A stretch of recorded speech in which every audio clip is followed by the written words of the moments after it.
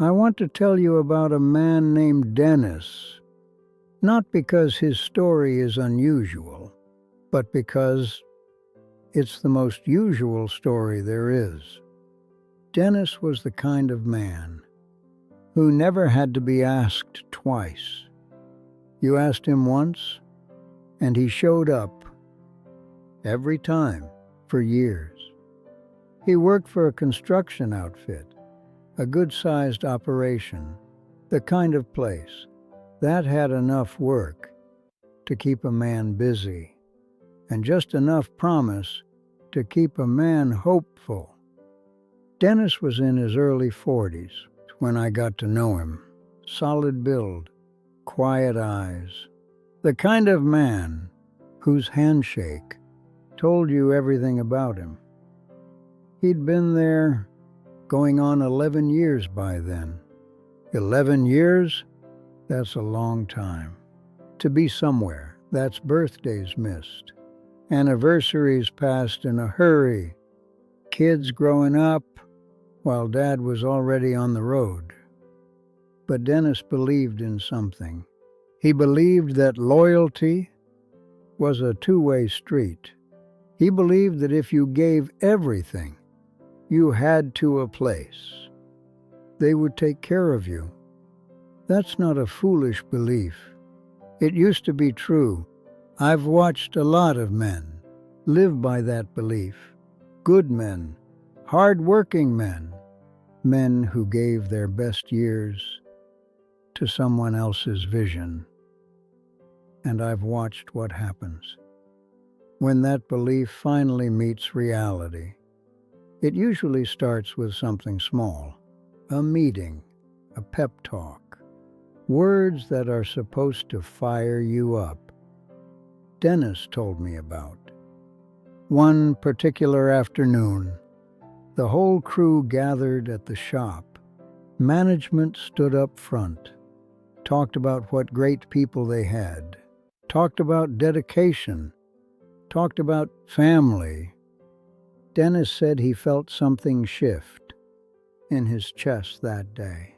Pride, maybe. Belonging, that quiet warmth of feeling like you matter somewhere. He drove home that evening, thinking maybe he'd found his place for good. He was wrong. See, there's something about that word, family. When a company reaches for that word, I've learned to pay attention, because it's almost never true, and it almost always means something else entirely. What it means is they need more from you. What it means is they want you to give past the point of reason and feel good about it. What it means is you're about to make sacrifices that no one is going to remember. Dennis didn't take a real vacation in 11 years. 11 years. Let that settle for a moment. Not because he couldn't, because he was afraid. Afraid of what message it would send. Afraid of being seen as the man who wasn't committed. Afraid that if he stepped back, even once, he'd lose his place in the circle. The construction trade has its own kind of pressure. Overtime, technically, is optional. Technically. But there's always that unspoken understanding.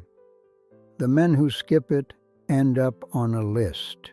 Not a written list, just a feeling. A shift in how people look at you.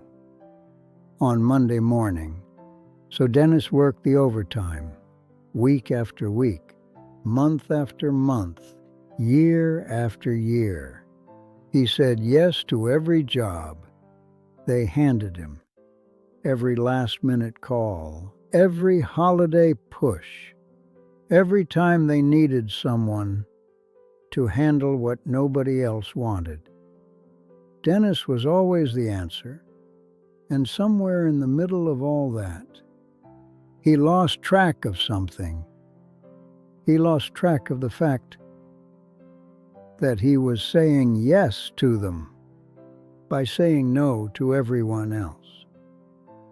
His kids had a father who was technically present, but gone. His friends stopped calling as much because Dennis was never available. And eventually, people just adjust. They plan around you. They build their lives without leaving much space for someone who's never really there. He told me once, and I could see it cost him something to say it. Walter, I didn't even know what I liked anymore outside of work. I had no idea what I actually liked. That hit me hard, because I think that happens to more men than will ever admit it. The job becomes the identity. The job becomes the answer to the question of who you are. And then one day, the phone rings. Dennis was on a job site, middle of the week. The call was short, polite even, just clean. The kind of clean that comes from having made a decision long before you make the call. His services were no longer needed, effective immediately. Turn in the equipment. A check would be mailed.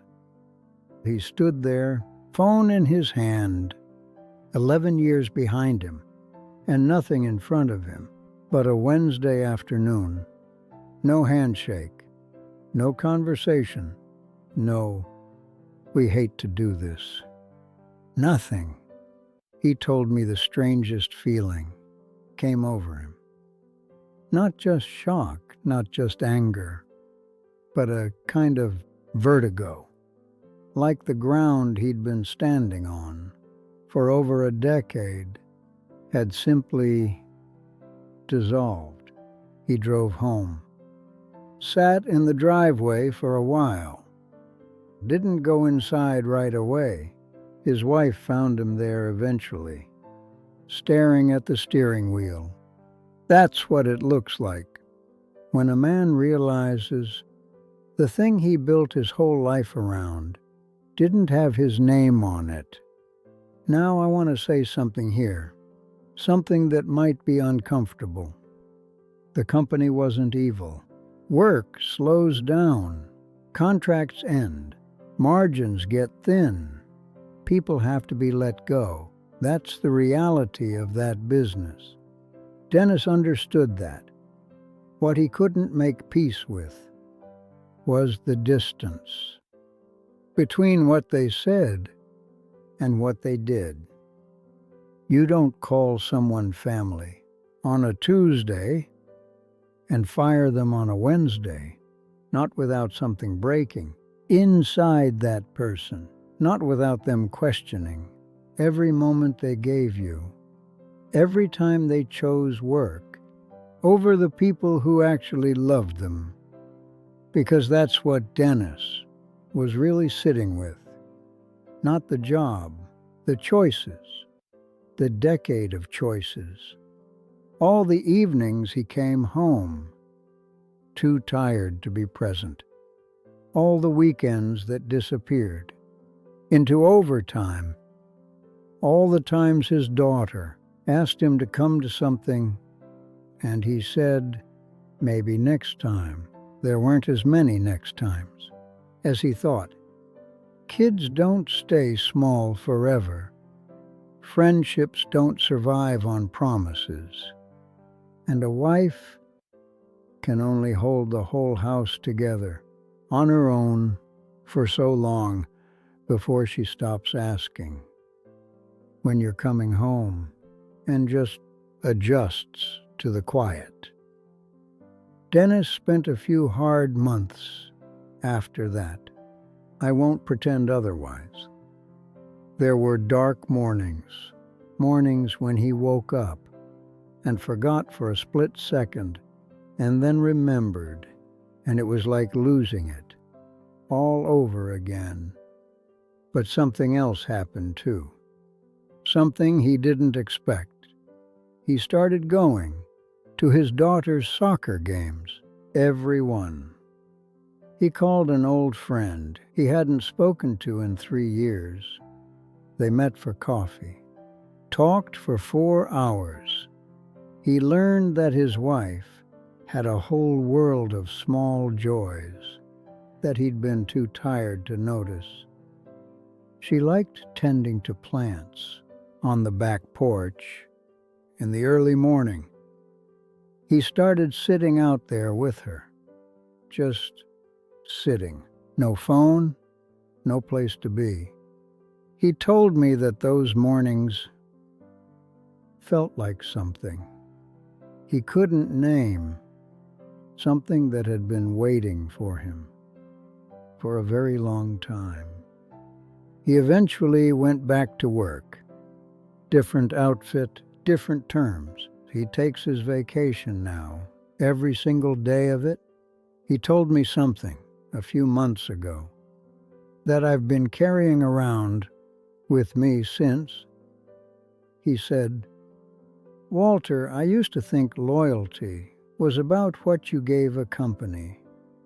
Now I think it's about what you give the people who are actually there when it falls apart." I've thought about that a lot. Because the truth is, companies don't love you back. They're not built to. They're built to survive.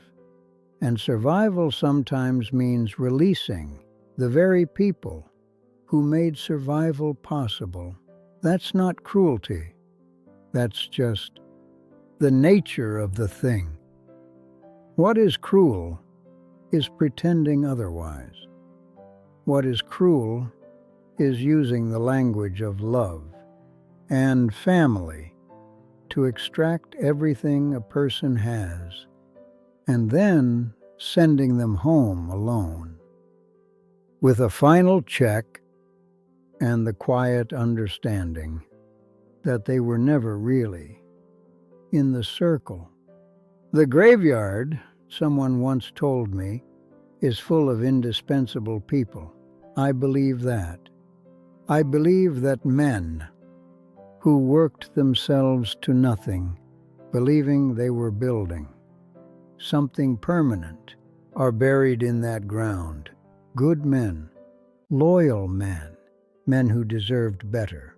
Not better from their company, better from themselves.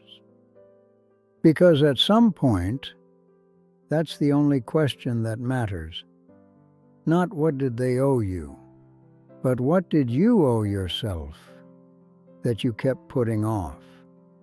Dennis is all right now, more than all right. He's different, quieter in a good way. Like a man who stopped trying to prove something and found out there was nothing to prove. The last time I saw him, he was in his backyard, helping his daughter fix a bicycle. She was laughing at something he said. He looked up and waved at me, and I thought, there it is. That's what it looks like when a man finally figures out what family actually means. It just took getting fired to learn it. Have you ever given the best of yourself to something only to realize the people who truly needed you were somewhere else the whole time?